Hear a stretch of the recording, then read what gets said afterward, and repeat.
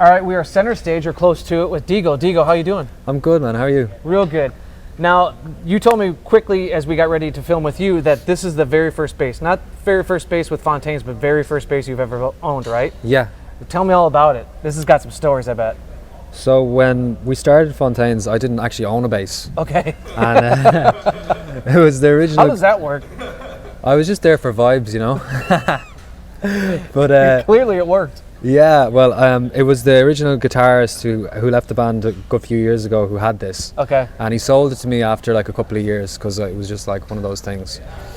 But it was that thing. It was like, oh, got to buy a US Fender, and I was so delighted. But after getting it serviced, you know, after our first album, I brought it in to get it serviced and set up nicely. We found out that it was actually a fake. Oh no! So it's a proper fake as well. It's like a Chinese body and a Mexican neck, and then it's resprayed, redecaled here to pretend with a fake serial number and everything. And I looked up the serial number, and it's like a Jaguar from the 90s Jaguar guitar, you know. And then I was like a bit heartbroken, but honestly, I still love the sound of it. It's the sound of our first album, so wow. You know. How did it get used at all in Romance? It did, yeah. It got used for the opening track, Romance. Okay, cool. Yeah. Man, it's funny because like, yeah, you would say like American Fender Jazz, up here value, and then you get crestfallen with the news that it's a fake, but then because you're playing it and all the success you've had with the band, the value of this particular bass is risen again. You know what I mean? Because you're attached to it, the songs that have come out of it. Yeah. I mean, it's got a lot of sentimental value, you know. Yeah. I want to go back to the vibe check. How does a guy that's hanging out eventually find his way to playing bass in the band? How does that get navigated? Well, to be honest with you, it was my idea to start the band. Really? Yeah, I wanted to make it like a band that was kind of like the Beatles in some way, Beatles punk band. Okay. So we started off like as songwriters or something, but with a punk thing. And it was like a naive idea, and I just decided to text some lads I really liked. Do you know what I mean? Yeah. Because I want to spend more time with them, and that's how it kind of happened. Do you know, it wasn't so much about musicianship, it was about the people. Yeah, and now look where you've taken that friendship. Yeah, I think it's done us well that it was built on that, you know, to get through all the years. Yeah, because I imagine some of those early runs, as fun as they can be, I'm sure they're stressful in terms of on your friendship and the phrase and close quarters and just, you know, just trying to figure out yourselves as musicians and young men. Yeah, absolutely. Yeah. Yeah. Well, can we hear this before we move on and Yeah. meet some other friends? Because this is, like you said, the foundation of the band. Yeah. So go for like.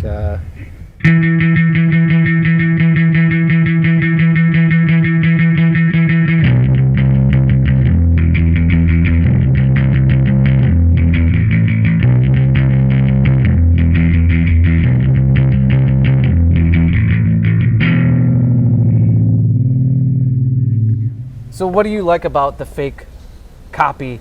What do you like about its sound that, you know, you haven't been able to get rid of it? I like that it's really nasal on the higher strings. It's really precise or something. Yeah. But there's something about these pickups, they're really high output because they're cheap as shit. In that way. And when it hits the lower string, it gains up loads. Yeah. So when we were starting out and we really had a very bare minimum of pedals and stuff, we didn't have money, you know. Yeah. It could make a really dynamic sound live to go from something really...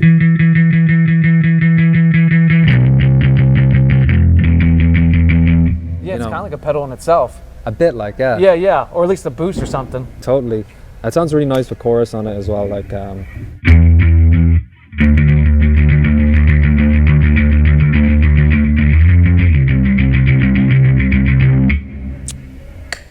Now, with the new record, what was something that excited you, or something you're most proud of in terms of either your playing or production or the way you created your bass sound that's on the record? What stands out to you that you look back on and you're like really proud of? Well, for the new record, we were trying to expand the sound beyond the band sound. Yeah. Because we had been doing everything, like we had kind of taken a rock and a Rolling Stones approach. If we can't play it live, then we won't put it on the record. Mm-hmm. So it was all, you know, fingers and strings. Yeah. You know, and voices. But with this one, we wanted to throw everything we thought we'd learned out the window, because we wanted to try and forget the muscle memory that was Yeah. starting to form, and then creatively the muscle memory. Yeah. And so there was a lot of expansion with like sub bass and different things like that were kind of outside of the instruments.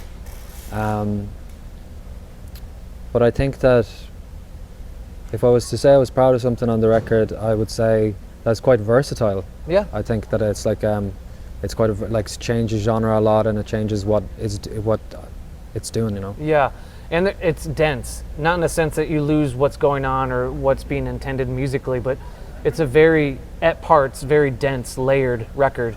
Whereas before, it felt like there was less of, extra guitar layers and stuff like that, where there's parts where it's I don't want to say heavy in the sense of metal or anything like that, but heavy is in dense, like track-wise. Yeah, did you personally do a lot of layering with bass and stuff? Yeah, there was some layering with bass and some of the bass 6 as well to add a bit of definition on top as well. I think that thing takes effects really nicely, and then you can use another bass like the P underneath to just do little stabs of the chords to fill out the register. Well, I gotta hear this bass 6 now that you've introduced it. Now, is this bass 6 something that's been used just kind of on Romance, or was it on previous records? So the first time we came to the States, we were touring with a band called Idols, supporting them, and the tour was all through the South, and it was our first time seeing all the Texas desert and everything, and it was amazing. We were in a little splitter van. Actually, we weren't even in a splitter van, we were in a big car with like our suitcases kind of on our laps sometimes. It was really packed, but it was amazing memories. And we listened to a lot of country music. Really? We got into country music when we were driving through the desert. That's a documentary I wish I could see, is Idols and Fontaines traveling through the Southwest, listening to country music. Yeah. Because Lee and Mark are just two of my dudes. I've only met them through the Rig Rundown, but they're just lovely blokes. Oh, they're to steal great, one of your words. Yeah, totally. Yeah. And obsessed with gear and pedals and finding sounds. Yeah. So you guys are traveling through the Southwest, and country music is the soundtrack. So walk me through that story. And this is how you got to the bass 6 then? Well, yeah, I started to hear like stuff like Dwayne Eddy. Oh yeah. And he was using the bass 6 and that baritone guitar sound, and I found it really interesting as well, the cross between that and surf music and those sounds there. And I think that there's a lot of secret surf sounds in like grunge and genres that came after, like you can hear really obviously in the Ramones, that surfy sound that is built on. And we just like to throw in little hints of that here and there with our backing vocals and with our guitar sounds. So I got this for the surfy vibes, and I've kept it, I just kept it, hung on to it. I love you went Squire rather than going some like really fancy high-end super boutique bass 6. You're like, Squire. Yeah, I mean, I didn't have any cash, but I got it like over time. I got like a little bridge put in, put in, and some new pickups or whatever.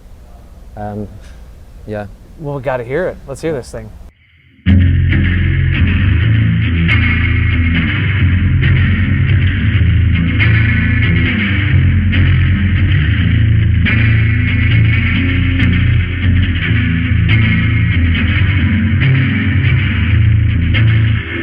So like it's kind of, we were trying to do something that was a bit surf but a bit grunge as well. Yeah. That's like Jackie. But it's got a good, like,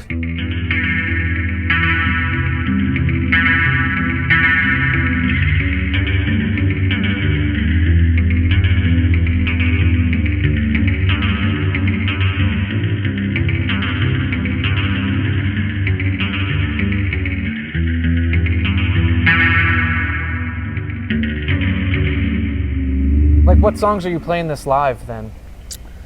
right now I'm just using it for Jackie, but I use it a lot in the studio. It's a little studio trick. I saw a picture of John Lennon with one on his lap. Yeah. And I was like, and also Robert Smith from The Cure uses one a lot. Yeah. In the studio, and I just thought it was really interesting. So it's layered on Skinty Fia a lot, and on Romance a bit, and on Hero's Death it's used quite a lot as well. Okay. Yeah. Cool. Well, should we meet the Pbase over here? Yeah. Now tell me about this story, or its story, I should say. I mean, it's probably the humblest story out of all of them, really, like, to be honest. It was, I needed a really good touring bass. I didn't have one. something that I could just, you know, really, really rely on. And I was borrowing our tour manager's Pbase for ages because he had a really nice one. Yeah. And at a certain stage, I kind of went, I need to get my own one. Like I'm working at this. I'm 3 albums in. I need to have a fucking bass. You know what I mean? So then I went online and I was trying to get one, and I actually ended up finding one in Leamington Spa, which is in England. Okay. Yeah. So I just got it from there. It's 72. Okay. I think. I haven't checked if it's real or not because I'm a bit traumatized from this thing, to be honest. I didn't want to burst your bubble, I haven't checked Deego. the serials, you know. But you know, it's a really nice sounding bass. It's done me really well. These are my county colours from Ireland. Okay. Stuck up here on the top. Remind me of home sometimes. And yeah, it's just a nice bass, you know. Now, compared to the jazz bass, is this more newer stuff, or how do you delineate what gets used between the jazz and the P? Well,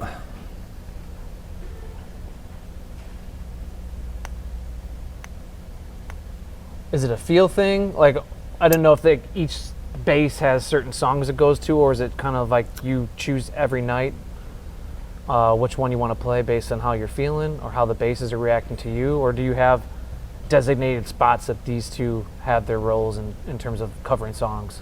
designated spots. Okay. If we're using something with the sub bass, then I'd like to use that because it's a bit more precise. I can put a bit of chorus on it, and it's like got nice layering, and it's easy to mix them, you know. Okay.